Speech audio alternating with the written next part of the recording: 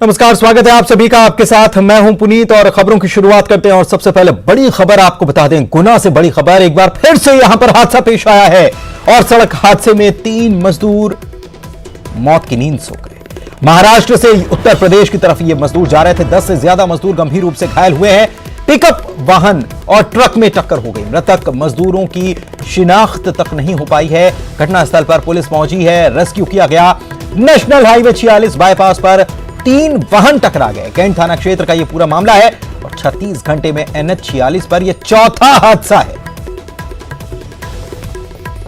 गुना से यह बड़ी खबर आपको बता रहे हैं, 10 से ज्यादा मजदूर इसमें घायल हुए। 3 मजदूरों की मौत हो गई, शिनाख्त तक नहीं हो पाई। NH 46 बाईपास पर 3 वाहन टकराए हैं और कल भी 8-9 मजदूर अपनी जान गंवा चुके थे और आज एक बार फिर से हादसा पेश आया गुना में। विकास हमारे सहयोगी हमारे साथ फोन लाइन पर जुड़े हुए हैं, उनसे बात करते हैं। विकास, एक और दुर्घटना, कल ही 9 मजदूर मौत की आगोश में चले गए और आज फिर से 3 मजदूरों की मौत हो गई। पुनीत, गुना में लगातार जो हादसे देखने में आ रहे हैं वो मजदूर जो है माइग्रेंट मजदूर हैं जो लगातार यहाँ से गुजर रहे हैं। महाराष्ट्र से उत्तर प्रदेश की ओर भी आज मजदूरों का यहाँ से एक मूवमेंट देखा जा रहा था।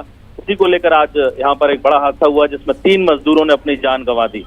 पुनीत, इसमें सबसे बड़ी बात यह है कि पिछले 36 घंटों में गुना में लगातार 4 हादसे हो चुके हैं जिसमें लगभग 9, 10, 11, 12 से 13 तक आंकड़े पहुंच चुके हैं मौतों के। और सभी जो खत्म हुए हैं वो सभी मजदूर उत्तर प्रदेश के बताए जा रहे हैं। महाराष्ट्र से ये सब चले थे।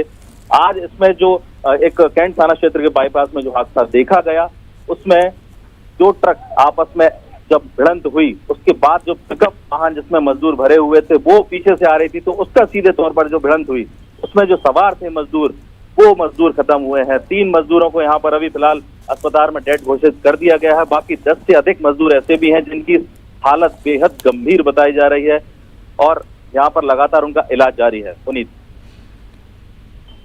लगातार इलाज जारी है। शिनाख्त नहीं हो पाई। विकास, ये भी जानकारी सामने आई है कि शिनाख्त तक नहीं हो सकी इन मजदूरों की। और क्या इनमें महिलाएं भी थी? मजदूर परिवार के साथ चल रहे हैं, क्या बच्चे भी थे? पुनीत, जैसा कि कल जो हादसा हुआ था उसमें देखा गया था कि परिवार साथ में थे, महिलाएं बच्चे साथ में थे। लेकिन आज जो हादसा देखा गया उसमें जो पिकअप वाहन में जो मजदूर सवार थे उसमें सारे ही युवा वर्ग के मजदूर थे जिनकी आयु 20 से 24 वर्ष के बीच बताई जा रही है।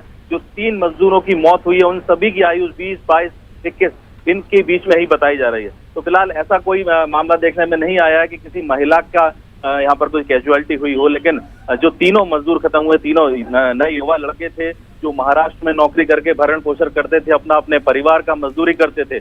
लेकिन लगातार लॉकडाउन के बाद में जो बड़े स्तर पर मूवमेंट चल रहा है NH 46 पर, यहाँ पर एक काफी बड़े स्तर पर यहाँ पर जो मूवमेंट देखा जा रहा है, बेहद मतलब अनकंट्रोलेबल यहाँ पर जो हो रही है वो यहाँ पर देखने को मिल रही है। तो पुनीत, कहीं ना कहीं अब कंट्रोल करना पड़ेगा, ट्रैफिक को डाइवर्ट करना पड़ेगा। अभी जो हालात बने हैं NH 46 पे इस एक्सीडेंट के बाद में काफी लंबा यहाँ पर जाम लगा हुआ है, जिसके बाद में यहाँ पर जो रूट है वो शहर से डाइवर्ट किया गया है। लेकिन कुछ जगह अभी एक बात और देखने मिली है पुनीत, के शहर से जब ये ट्रक मजदूरों से और लदे हुए जो ट्रक थे वो शहर से निकाले गए तो वो ट्रक शहर में भी रुक गए और शहर में रुकने के बाद में चाय नाश्ते की जो दुकानें हैं उन पर भी यहाँ पर टूटने की बात सामने निकल संक्रमण का खतरा ऐसे में बढ़ जाता है गुना में, जो कि अभी कह सकते हैं कि अभी ये गुना कोरोना फ्री हो गया गुना जिला, और ऐसे में संक्रमण का खतरा भी बढ़ जाता है। शुक्रिया आपका विकास इस तमाम जानकारी के लिए। और इस पर वहां क्या कुछ घटनाक्रम हुआ ये हम आपको बता रहे हैं कि कैसे दुर्घटना ये पेश आई है। 3 वाहन आपस में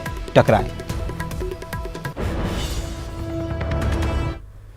बीच में टेम्पो अटक गया था, उसमें एक्सीडेंट होकर 3-4 जन मरे। तो जिस ढंग से यहाँ की जो मध्य प्रदेश की जो पुलिस थी वो इतनी क्विकली फास्ट काम करके समझो 2-4 जन जो बचे थे शायद उनकी जान बच जाएगी। जैसा ट्रक का ड्राइवर का जान हो गया, टेम्पो वाले का ड्राइवर का हो गया, उनके साथ ही 2-3 जन। पुलिस ने फास्ट काम किया, उसके लिए मैं कहीं ना कहीं मैं मुंबई में रहता हूँ, मैं भी एक ड्राइवर हूँ, लेकिन जिस तरह पुलिस ने काम किया हमने बहुत अच्छा लिया। हमने हाथ जोड़ के उनकी। क्या नाम है आपका? और न्यूज 18 पर इस वक्त की एक्सक्लूसिव खबर आपको बता रहे हैं। 17 मई के बाद शिवराज कैबिनेट का विस्तार किया जाएगा। न्यूज 18 से सीएम शिवराज सिंह चौहान एक्सक्लूसिव बातचीत में यह बात कही है। उन्होंने यह भी कहा है कि केंद्रीय नेतृत्व से इस बारे में चर्चा की जाएगी और इसके बाद फैसला लिया जाएगा। बड़ी टीम की ज़रूरत है। मैं केंद्रीय नेतृत्व के संपर्क में हूँ। 17 तारीख तक ये समझ बनी थी कि 17 तारीख तक ये लॉकडाउन है, तब तक रुकें, उसके बाद इस पर विचार करके और फिर फैसले करेंगे। आज 15 है, 17 तक तो हम लॉकडाउन कैसे खुलेगा, क्या खुलेगा, उसकी पूरी व्यवस्था में लगे। इसके बाद मैं केंद्रीय नेतृत्व से चर्चा करूंगा, प्रदेश नेतृत्व से चर्चा करूंगा और उसके बाद इसका आगे के गठन का मार्ग साफ होगा।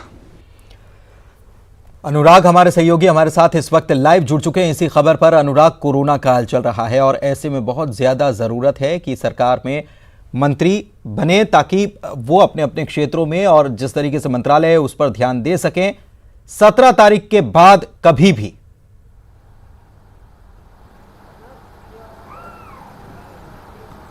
बिल्कुल, देखिए जिस तरीके से संकेत मुख्यमंत्री शिवराज सिंह चौहान ने न्यूज़ 18 के सीनियर एडिटर के साथ बातचीत में दिए हैं, उससे साफ तौर पर यह पता चलता है कि 17 मई के बाद 18 मई से लॉकडाउन 4.0 लागू होने वाला है और उसमें सरकार कई तरह की रियायतें देने जा रही है और उसी के साथ ये तय हो जाएगा कि जो मंत्रिमंडल का विस्तार है वो भी किया जाए, क्योंकि ये खबर पहले से ही थी कि 17 मई के बाद कभी भी लॉकडाउन के बाद जो है मंत्रिमंडल का विस्तार हो सकता है। और अब जो खबर निकल कर आ रही है उसके तहत 18 मई को शिवराज मंत्रिमंडल का विस्तार किया जा सकता है और मुख्यमंत्री शिवराज सिंह चौहान ने यह भी साफ तौर पर कहा है कि मंत्रिमंडल के विस्तार को लेकर वो अपने पार्टी हाईकमान यानी कि पार्टी नेताओं के साथ लगातार संपर्क में है। और अब जो है इस बात का इंतजार किया जा रहा है कि जो लॉकडाउन 3.0 का जो समय है वो खत्म हो जाए और जो 18 मई से जो 4.0 लॉकडाउन शुरू होना है उस दौरान मंत्रिमंडल का विस्तार किया जाएगा। तो अब ये तय है कि ज़्यादा लंबा इंतजार नहीं करना होगा। जो लोग इस बात का इंतजार कर रहे थे कि उनको मंत्रिमंडल में जगह कब तक मिल पाएगी, उनके लिए ये खबर हो सकती है कि 17 मई के बाद यानी 18 मई को भी जो है मंत्रिमंडल का विस्तार किया जा सकता है। अंदर खाने से क्या खबर निकलकर सामने आ रही, कितने मंत्री बनाए जा सकते हैं 17 मई के बाद, कभी भी जब विस्तार होगा तब कितने मंत्री बनाए जा सकते हैं? देखिए पुनीत, जो सूची है वो लगभग बनकर तैयार है और इंतजार इसी बात को लेकर किया जा रहा था कि लॉकडाउन 3.0 खत्म होने के बाद मंत्रिमंडल का विस्तार किया जाएगा। और जो खबर निकल कर आ रही है उसमें 22 से 23 चेहरों को मंत्रिमंडल में जगह दी जा सकती है। इसमें सिंधिया खेमे के कुछ चेहरे होंगे, वो 5 से 6 चेहरे हो सकते हैं और इसके अलावा बीजेपी के जो विधायक हैं उनको मंत्रिमंडल में जगह दी जाएगी। पहले ही जो मिनी कैबिनेट का गठन किया है उसमें 5 चेहरों को शामिल किया गया था और अब जो खबर है उसके तहत 22 से 23 चेहरों को मंत्रिमंडल में जगह दी जाएगी और इस तरीके से कुल जो मंत्रिमंडल का सदस्य संख्या होगी वो 28 से 29 के करीब होगी। तो ये एक खाका जरूर खींच लिया और इस बात के संकेत भी अब मुख्यमंत्री ने दे दिए कि लॉकडाउन 3.0 खत्म होने के बाद 18 मई को या फिर उसके बाद कभी भी मंत्रिमंडल का विस्तार किया जा सकता है। शुक्रिया अनुराग आपका इस तमाम जानकारी के लिए। तो 17 के बाद कभी भी 18 मई को भी हो सकता है विस्तार। एमपी सरकार ने इधर एक बड़ा फैसला लिया और फैसले के तहत यह है कि 7वें वेतनमान के एरियर की राशि को रोक दिया गया है। आगामी आदेश तक इसे स्थगित करने का फैसला किया है। सरकार के फैसले से करोड़ों रुपए मिल सकेंगे या बच सकेंगे कह लीजिए। सिर्फ रिटायरमेंट और मृत्यु होने पर ही भुगतान होगा। वित्तीय हालात जो हैं इसके मद्देनजर यह फैसला लिया गया है। तो 7वें वेतनमान के एरियर की राशि पर रोक लगा दी गई है। सरकार ने फैसला लिया है कि 7वां वेतनमान का जो एरियर दिया जाना था इसको रोक दिया गया। फिलहाल आगामी आदेश तक के लिए इसे रोक दिया गया, स्थगित कर दिया गया है और यह फैसला जो लिया गया है इससे करोड़ों रुपए सरकार के पास बचेंगे और सिर्फ रिटायरमेंट और मृत्यु होने पर ही भुगतान हो सकेगा। वित्तीय हालात जो बनी हुई है और जो कोरोना काल में जो हालात आर्थिक स्थिति को लेकर चिंता सता रही है सभी को, ऐसे में सरकार की तरफ से यह फैसला लिया गया है।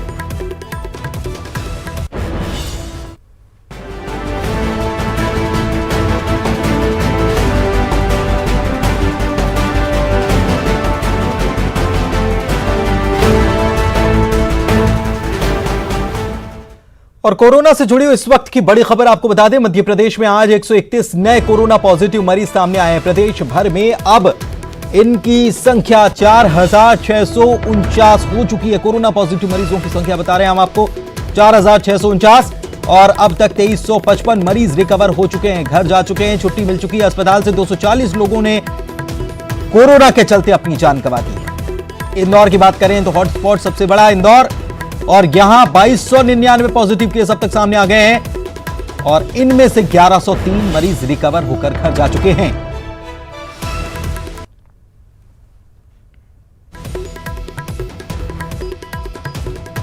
मध्य प्रदेश में देख लीजिए 4649 कुल केस हो चुके हैं। एक्टिव केस की बात की जाए तो ये एक्टिव केस की संख्या 2054 है। 2355 मरीज ठीक हो चुके हैं और अगर कुल आंकड़ा देखें तो 50% से ऊपर। रिकवरी रेट, मृत्यु 240 लोगों की हो चुकी है, लेकिन रिकवरी बड़ी तेजी से होती हुई मरीजों में नजर आ रही है। इंदौर अगर अलग अलग जिले की बात करें तो इंदौर में 1103 मरीज रिकवर हो चुके हैं, मुरैना में 24, उज्जैन में 156 मरीज रिकवर हो चुके हैं, जबलपुर में 85 मरीज रिकवर हो चुके हैं, भोपाल में भी 580 मरीज ठीक होकर घर जा चुके हैं, ग्वालियर में 9, शिवपुरी में 2, खरगोन में 62।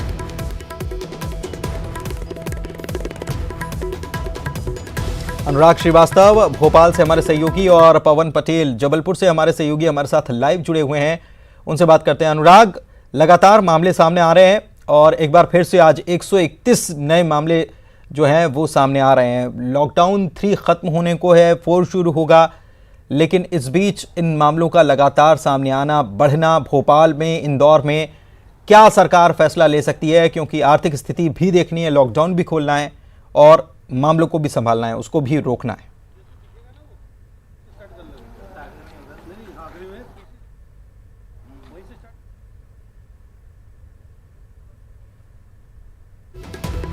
लगता है कि अनुराग तक आवाज नहीं पहुंच पा रही। जबलपुर से पवन हमारे सहयोगी हमारे साथ बने हुए हैं। पवन, अगर आपको आवाज मिल पा रही है तो जबलपुर में तो आज से कुछ आर्थिक गतिविधियां शुरू कर दी गई हैं, कियोस्क सेंटर खोलने की बात कह दी गई है, रजिस्ट्री भी हो सकेगी, इसके लिए भी फैसला लिया गया है और आने वाले दिनों में कुछ और छूट मिल जाएगी 18 तारीख से।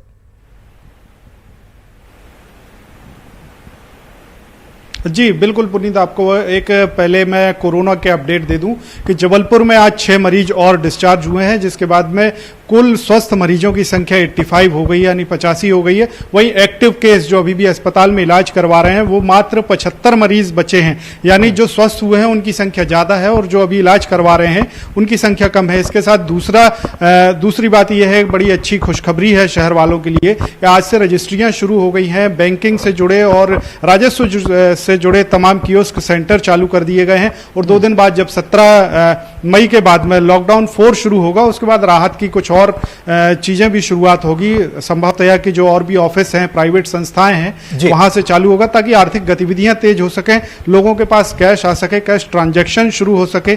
बाजारों में दुकानें भी, छोटी छोटी दुकानें जो हैं उन्हें खोलने का भी फैसला लिया गया है और जल्द ही ये सारी चीजें फिर से नॉर्मल हो जाएंगी। जबलपुर में मतलब फिर से पटरी पर स्थिति जो है वो पटरी पर आती हुई नजर आ रही है। और अनुराग हमारे साथ हमारे सहयोगी जुड़ चुके हैं। अनुराग, आर्थिक स्थिति को भी देखना है, लॉकडाउन भी खोलना है, लेकिन इस बीच लगातार प्रदेश में मामले सामने आना, 131 फिर से नए पॉजिटिव केस सामने आए हैं, ये एक बड़ी चुनौती है, चेन तोड़ना। और साथ ही साथ एक अच्छी बात भी है कि सरकार को लगातार कामयाबी मिल रही है।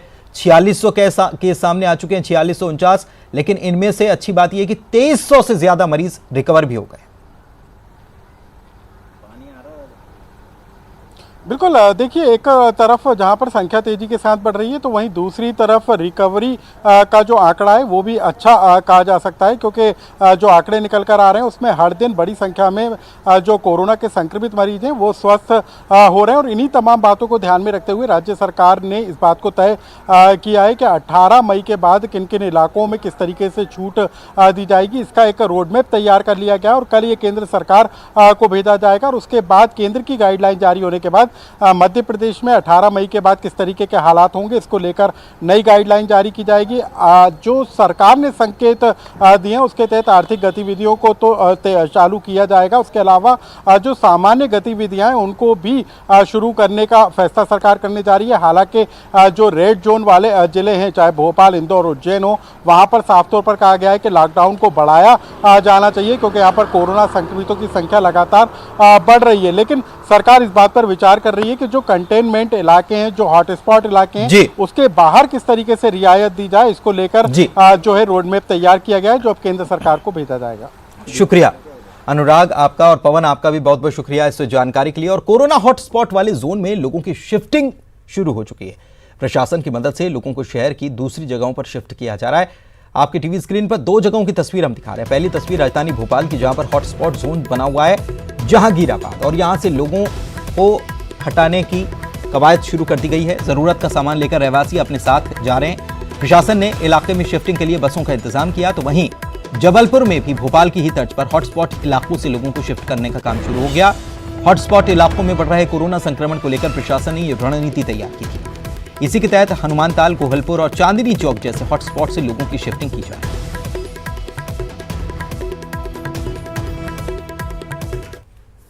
जहांगीराबाद की बात कर लेते हैं, जहां पर एडवांस में कब्रों की खुदाई हुई है। जेसीबी से एक साथ 12 कब्रों की खुदाई की गई। 1 महीने में 38 शवों को सुपुर्द खाक किया गया है। कोरोना संदिग्ध मृतकों के लिए अलग से कब्र बनाई जा रही है। और एक पुलिस जवान को इसमें गोली भी लगी है। घायल पुलिस जवान को इलाज के लिए गोंदिया रेफर कर दिया गया है। गोदरी चौक के जंगली इलाके की यह घटना है। एसपी अभिषेक तिवारी ने इसकी पुष्टि कर दी है। यहां पर नक्सलियों और पुलिस के बीच मुठभेड़ हुई। बालाघाट से ये बड़ी खबर इस वक्त आपको बता रहे हैं, क्योंकि वैसे तो मध्य प्रदेश का बालाघाट और बाकी जो नक्सल प्रभावित इलाका है, वहां नक्सली मुठभेड़ से बचते हैं, और यहां केवल ये मध्य प्रदेश में शरण स्थली मानी जा सकती है नक्सलियों की। लेकिन ये बड़ी खबर, नक्सलियों और पुलिस की टीम के बीच यहां पर मुठभेड़ हुई और इसमें एक पुलिस जवान को गोली लगी है। उसे गोंदिया के लिए रेफर किया गया है। एसपी ने इसकी पुष्टि की।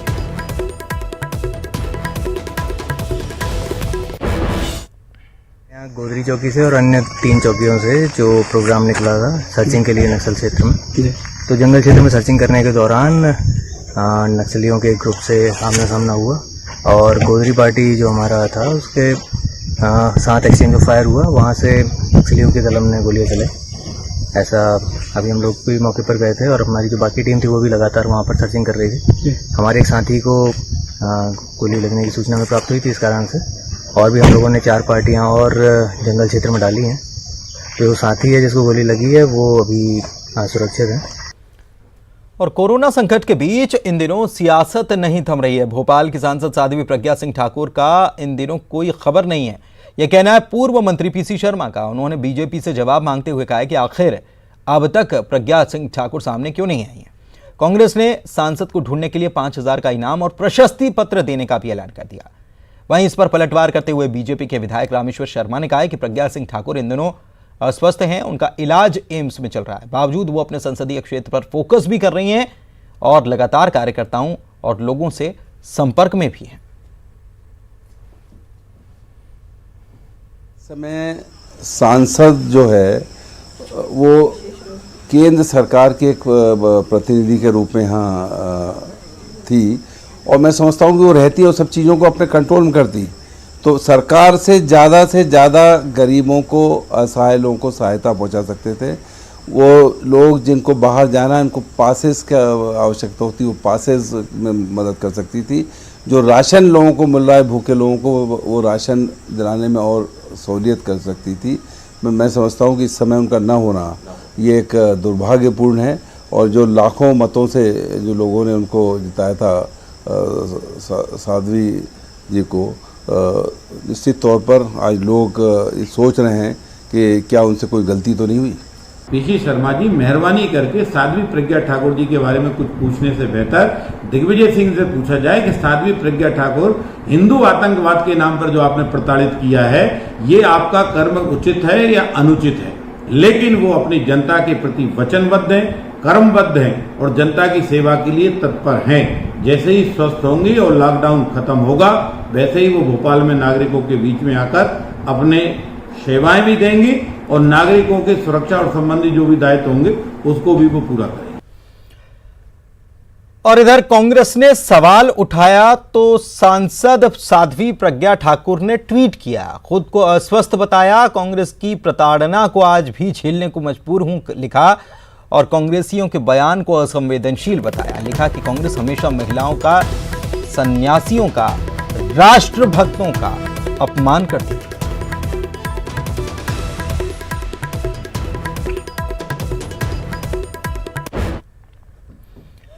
इधर छतरपुर से आपको खबर बता दें कि कोरोना काल में साहब का फोटो सेशन देखने को मिला। राजनगर एसडीएम स्वप्निल वानखेड़े कराते फोटो सेशन नजर आए हैं। पीपीई किट की जानकारी के बाद फोटो सेशन कराया। मास्क उतारकर एसडीएम साहब ने फोटो खिंचवाई। पास के अधिकारी ने भी मास्क उतार लिया। किसी व्यक्ति को कह रहे हैं कि एक और फोटो ले लो। ये एसडीएम साहब जो हैं इनको बत्ती से भी बड़ा लगा है। पिछले दिनों साहब बत्ती लगाकर निकले थे जायजा लेने के लिए और आज ये फोटो सेशन कराते नजर आए हैं।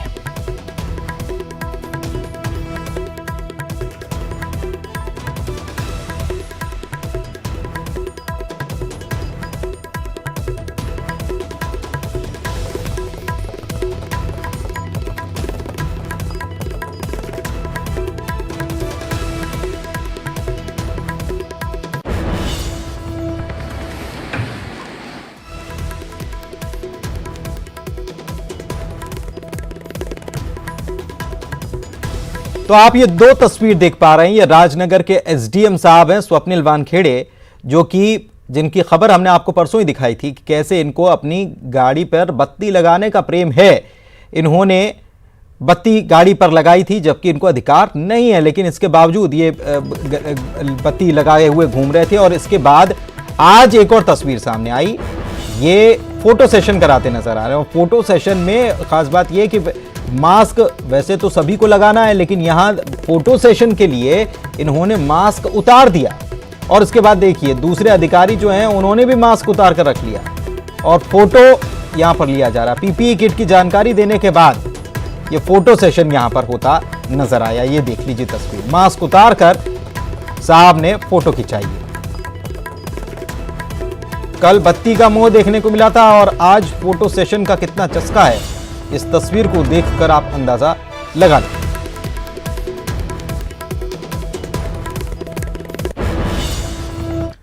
और बीजेपी के प्रदेश अध्यक्ष ने मिसाल पेश की। मजदूरों को अपने हाथ से चप्पल पहनाते हुए नजर आए। सड़क पर पैदल जाते हुए मजदूरों को उन्होंने चप्पल पहनाई है। खाने पीने का सामान भी मजदूरों में बांटा गया उनके द्वारा। बीजेपी ने सेवा अभियान शुरू किया है और इसी के तहत ये खाने पीने का सामान मजदूरों में बांटा गया और बीजेपी के प्रदेश अध्यक्ष वो यहाँ मजदूरों को चप्पल पहनाते नजर आए और उनको भोजन की भी व्यवस्था की गई सेवा अभियान के तहत। कोरोना को लेकर कोई कंफ्यूजन ना रहे, लोगों को सही पूरी जानकारी मिले, इसी वजह से न्यूज़ 18 ने कोरोना कंट्रोल रूम बनाया है, जहां पर हम दर्शकों के मन में उठ रहे सवालों के जवाब अपने एक्सपर्ट और डॉक्टर्स के जरिए देने की कोशिश कर रहे हैं। इसी कड़ी में आज हमारे साथ जुड़ी डॉक्टर उषा कुमारी, जिन्होंने दर्शकों के सवालों के जवाब दिया और उनकी आशंकाओं को, कंफ्यूजन को दूर किया।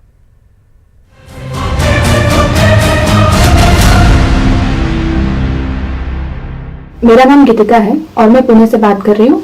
मेरा क्वेश्चन ये है डॉक्टर से कि अगर शरीर के किसी हिस्से में चोट लगी है और वहाँ से खून निकल रहा है तो क्या उससे कोरोना फैल सकता है? मेरा नाम शिल्पा शर्मा है, मैं मुंगेर से हूँ। मेरा सवाल यह है कि कोई जख्म भी कोरोना वायरस के इन्फेक्शन का रास्ता बन सकता है? मेरा नाम चेतना यदु है, मैं राजनांदगांव की रहने वाली हूँ। डॉक्टर साहब, आपसे मेरा एक सवाल है कि क्या चोट लगने से भी कोरोना वायरस फैलता है? मध्य प्रदेश के बुरहानपुर जिले से मौसम कड़वी।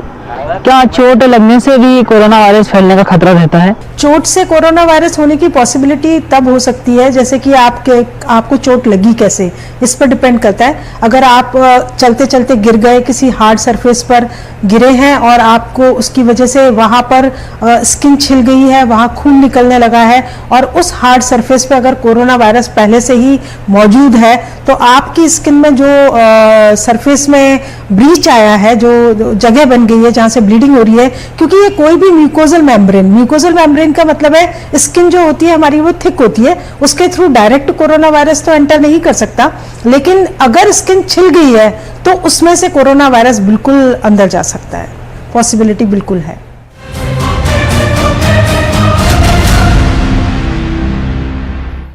और इस बुलेटिन में फिलहाल इतना ही। वक्त एक ब्रेक का है, उस पार भी खबरों का सफर जारी है। मेरे साथ बने रहिए आप।